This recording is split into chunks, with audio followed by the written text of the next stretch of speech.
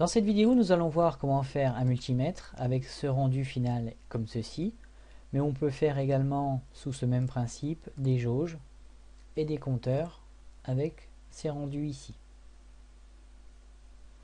Pour faire ces jauges et ces indicateurs, on va faire un exemple avec le multimètre. Je fais une insertion ici d'image avec l'image d'un multimètre que j'insère dans une diapositive ici de type vide. Une fois que c'est fait et qu'elle est centrée, je fais une insertion de forme et cette forme je choisis plutôt une flèche pleine de type pentagone comme ceci. Flèche ensuite que je vais faire pivoter d'un quart de tour comme ceci, que je vais dimensionner à peu près de cette taille là. Je vais zoomer dessus et ensuite ce que je vais faire c'est dans forme outil dessin format, remplissage de la forme avec une couleur rouge et un contour rouge comme ceci. Ensuite ce que je vais y faire c'est prédisposer mon aiguille en essayant de la centrer sur l'axe de mon multimètre comme ceci et en faisant pivoter on voit si celle-ci est bien sur l'axe. Une fois que ceci est fait, je vais dézoomer, sélectionner ma forme, maintenir la touche CTRL, clic gauche, j'ai dupliqué ma forme.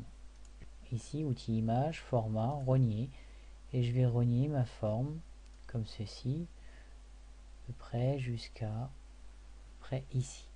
Ensuite, reste à superposer ce multimètre avec celui qui est en fond, comme ceci. Dernière étape, l'animation. Alors pour l'animation, je fais animation personnalisée, j'ajoute un effet et je vais ajouter un effet d'emphase avec une rotation comme ceci. J'ajoute une deuxième rotation, même principe, comme ceci. La deuxième est dépendante de la première. La première s'active après la précédente, comme ceci. Je décale légèrement la première et la deuxième. La première, en faisant un double clic, comme ceci, aura un effet de quart, de vrille, et je vais la personnaliser pour qu'elle aille par exemple à 80 degrés, dans le sens des aiguilles d'une montre, comme ceci. Et la deuxième, même principe, allant dans effet, quart de vrille, et dans ces quarts de vrille, je vais faire par exemple 15 degrés dans le sens inverse des aiguilles d'une montre, comme ceci. En faisant fonctionner mon multimètre, voilà mon résultat.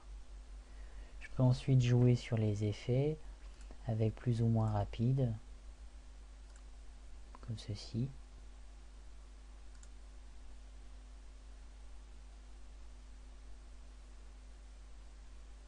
Voilà pour cet exemple de multimètre. On peut extrapoler le même principe pour ce cadran avec ses indicateurs, qui sont faits tout manuellement, comme ceci. Je vous remercie pour votre attention.